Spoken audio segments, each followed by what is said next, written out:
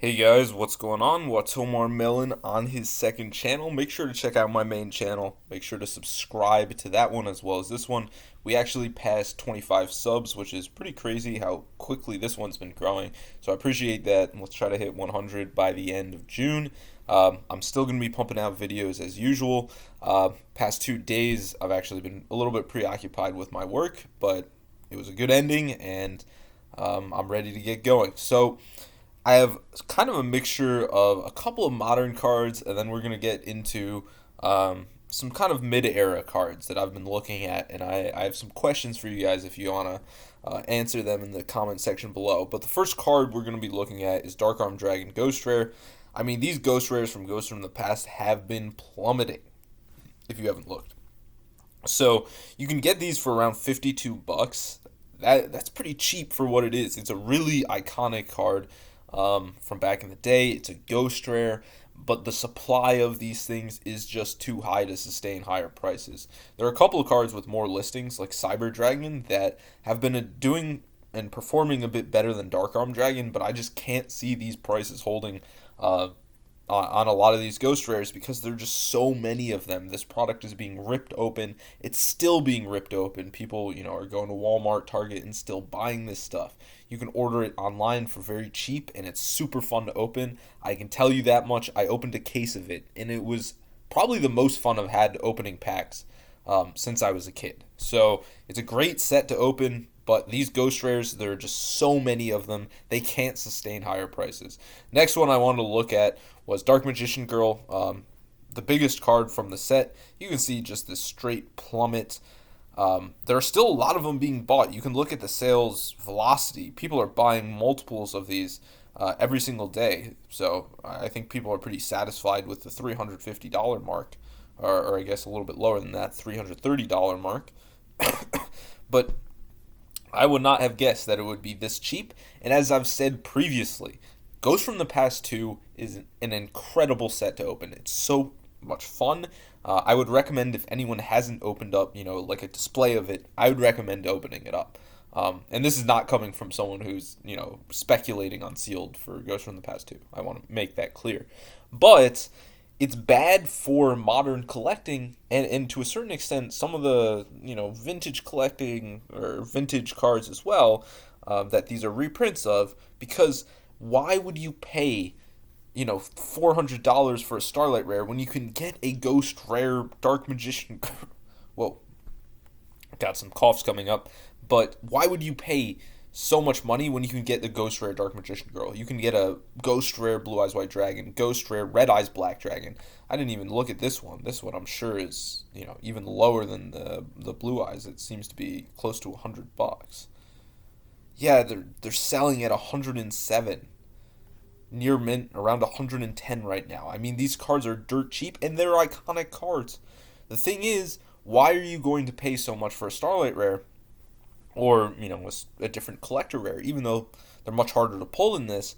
This is just such an iconic card in Ghost Rare. Are you really going to pay that much more than $110 for one of those Starlight Rares, knowing that you could get a Red Eyes Black Dragon and Ghost? So there are too many close substitutes, and these Ghost Rares kind of put a ceiling on what I think a lot of people are willing to pay for modern collectibles. Then the last one we're going to look at as is just Wing Dragon of Raw Sphere Mode.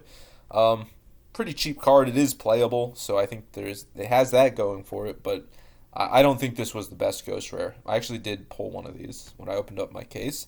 Next up, we're going to look at one of those Starlight Rares. You have Illusion of Chaos. And what you can see is that for these kind of like DM era cards, I understand that this was like a playable card and that's part of the reason why it spiked. But as a collectible, when you look at this card, right, and then you look at the Dark Magician Girl, how many of this card would you be willing to buy for one Dark Magician Girl? Like, what do you think would be a fair trade, assuming that you couldn't sell these on the secondary market? I would assume most people would be willing to trade multiple Illusions of Chaos Starlight Rare down the line for a Ghost Rare Dark Magician Girl. Even though this is harder to pull, I just can't see it. And so you're seeing prices at around 170 for what I think is a really cool looking card. And it's very hard to pull. But when you compare it to what else is out there, specifically from Ghost from the Past 2, it just can't stack up in a favorable way. So another card that I'm looking at is Toon Kingdom. This is an ultimate rare that I think a lot of people were expecting to perform much better than it has been. You can see that it's having quite a bit of a rebound, but I don't think this is anywhere where people anticipated it would go. And you can see that you can get ultimate rares for close to $45. That's one, and then it's going up from there. But I don't know. You do see that there have been a number of recent sales, so it seems like someone bought quite a few. There might be some speculators that see some value in this card, and I think it's a cool looking card, but I don't know. I think a lot of cards are having some trouble these days. Next up, we have the Secret Rare, Toon Kingdom. And would you prefer the original print Secret or the ulti from OTS? This card, you can see, is actually performing well recently. Excuse me. But you can get near mints for, here's one for, what, a little over 11.50, and then more of them for around 13.14 with shipping.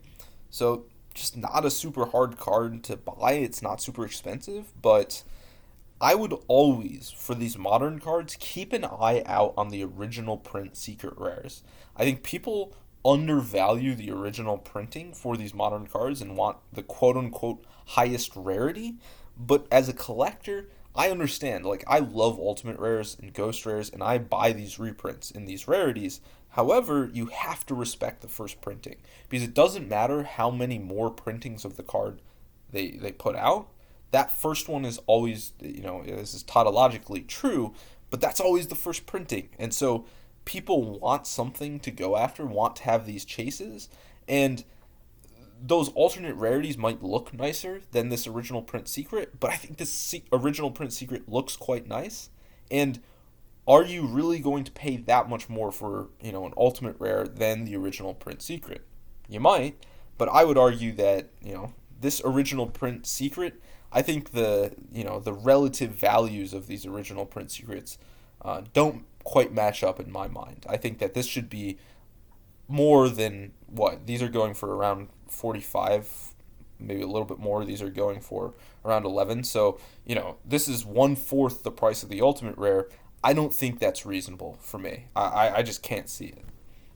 Next up, I've actually started watching Zexal. It's like if you haven't seen Yu-Gi-Oh! Zexal, which I'm assuming most people haven't, it's like definitely targeting children. That's its target audience, which obviously the original ones were targeting kids, but this one, it's just very, very simplistic. The storylines are not very detailed, but when I'm doing coding for research, it's nice to have something in the background to look at, and because the storylines are like so absurdly simple, it's not actually very hard to keep up with it.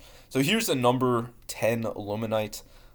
So the point of saying that was that I'm looking at some of those cards that are used in the show, and I'm seeing where they're at, and also like some ones that I think are cool I might pick up for my personal collection. You can see that these near mints are dirt cheap. You can get them for less than $5. Unlims. Another thing I will say is, and first editions are $6, $6-7. Really not that expensive at all. But what I'm trying to go with this is that an aside to make is that for my personal collection, I've started to look at near mints, unlimited, as opposed to collecting first edition for beyond my main primary collection binder for English. I am going to target unlimited more so than near mint first, because I think people they buy out these first edition cards, and I don't think that the actual market demand is as high as speculators would like you to believe. And so I'm going after the unlims. I can get the card in the rarity that I want, and it's often way cheaper. Next up is Terabyte. Just watched an episode with Terabyte in there. You can see that you can get unlimiteds for, the 10-cent listing has $5 shipping, but you can get them for under $5. And then if we look at first editions, you can get some first editions for a little over 11. So this would be an instance where I'd probably just pick up the unlim because it's, less than half what the first edition is. And then another one is Leviathan Dragon Ultimate Rare. I've had multiple of these ghosts in the past. They do look very, very nice, and I might pick up an unlimited ghost rare. But these ultimate rares are a little under 20 for unlimited, and then if you go up to first edition, they're gonna run you around $27. Not too bad. And this is the first Generation Force is the first set from Zexal. So if Zexal ends up really taking off, this is something to keep an eye on.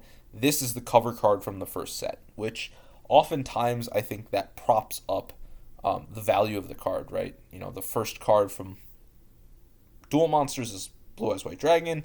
The first card from GX, first cover card that is Ancient Gear Golem, because I associate Soul of the Duelist, Rise of Destiny, and Flaming Eternity with Duel Monsters. And then the first card from 5Ds was Stardust Dragon. First card from the first card from Zexal is Leviathan Dragon, and you'll notice that Ancient Gear Golem, Blue Eyes White Dragon, and Stardust Dragon from the original print sets are very, very expensive. Is Zexal next? I don't think Zexal is anywhere as beloved as 5D's GX and original Yu-Gi-Oh! Also, these Ultimates and Ghosts, or specifically the Ultimate Rares, were a bit easier to pull in Zexal, is my understanding. Maybe it's the same pull rate as 5D's, but just some food for thought. Next up, we have a secret rare from the 5Ds era in the Shining Darkness. Chaos Goddess is a really cool card that I've been looking at. You can see that near mints are going to run you under $10, and then near mints are $27. This is a card that really got hyped up some time ago. Let's see if the 1 year pattern shows it. It actually has been flat for the past year, but maybe it was just before a year ago. This card really spiked in price, but it's come down quite significantly. It's a really nice card if you haven't owned it, and it's one that I would recommend checking out because it does have really nice artwork. It's actually an ultimate rare in the OCG, and that ultimate looks incredible. Next up, we're going to look at all the Earthbound Immortals because, you know, just doing direct comparisons again between 5Ds and GX. 5D's ultis are way, way easier to pull, so it's not a one-to-one correspondence. Specifically with those like hobby ultra ultis, I understand that those are just another level of scarce, but the Earthbound Immortals are kind of the main antagonist cards from 5Ds, and I think it's worth checking out the Ultimate Rares because I think people just haven't been going after these quite to the same extent that people go after antagonist cards in GX and Duel Monsters. So I wonder if these are something to look at. You can see that there's one listed at $12.50, and then after that it quickly goes up to $17 and higher. Pretty nice card, pretty beautiful. So that's Earthbound Immortal Chaku Chala, all right? Don't kill me on these pronunciations. It's been a while since I've watched how to pronounce these. Next up, we have Earthbound Immortal Casillo. And this one is the cheapest one. You can get these for around $7, not super expensive. Something to keep in mind for the near mints. You can see that I think first editions, people have realized that, yep, you can see that first editions are almost entirely off the market. And they're going to cost you, you know, orders of magnitude more than the unlims, which is one of the reasons that I'm collecting unlims, because they're just easier. Although this is out of Ancient Prophecy, which the first edition Ancient Prophecy packs, I believe there was never a first edition Ancient Prophecy box made or mass produced in English. So very, very rare. You can only get these packs out of tins. So it makes sense why the first edition is so much more expensive. Next up, we have Earthbound Immortal Kakariya. Again, don't quote me on that pronunciation. You can see that on limbs are going for around 14. And then if we go on to first edition, we will see that they're going to run you around 90. So it seems like people have picked up Stardust Overdrive is one of those first editions that is extremely hard to find, and I don't think has booster box of. But you can see that people have caught on to these Earthbound Immortals, especially in first edition, that there was a while where you could get these for not that expensive. And yeah, as you can see again, I can already tell you that the first editions people have realized that these things are very collectible, and I think that having an Earthbound Immortal collection is really cool, in my opinion.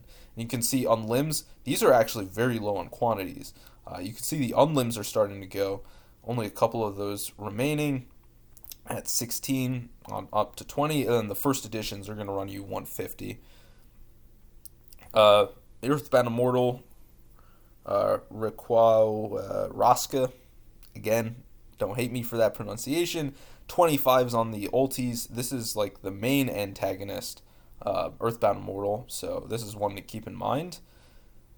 And you can see that the first editions are up to $100, so those are going to run you quite a bit more. Kakapakapu. I don't know how many C sounds I added, but I probably added a couple. Ulti Unlims are 33, and the first edition, there's only 2 from the same seller listed at 150. So, not a whole lot has to be done to really prop up the price of these things. Next up, we have Earthbound Immortal Asilapiscu. Know how to pronounce that one. And you can see that Unlims are 40, and first editions on these are actually not that bad. Relative to the other ones, they're 67. Even though it's the most expensive Unlim, it's one of the cheaper first edition ones. And then finally, one dual monsters card. We have Mask of Restrict. Pretty awesome card out of Labyrinth of Nightmare. And you can see that near mint first editions are going to run you close to $44. If you want like an unverified seller, and then a verified seller will be a little over 50. But let me know what you guys think. A lot of discussions to be had about the current market state. It's been your boy Watomarmelon. Subscribe if you haven't already. We're going to hit 100 by the end of the month. And I'll see you guys in the next one. Peace out.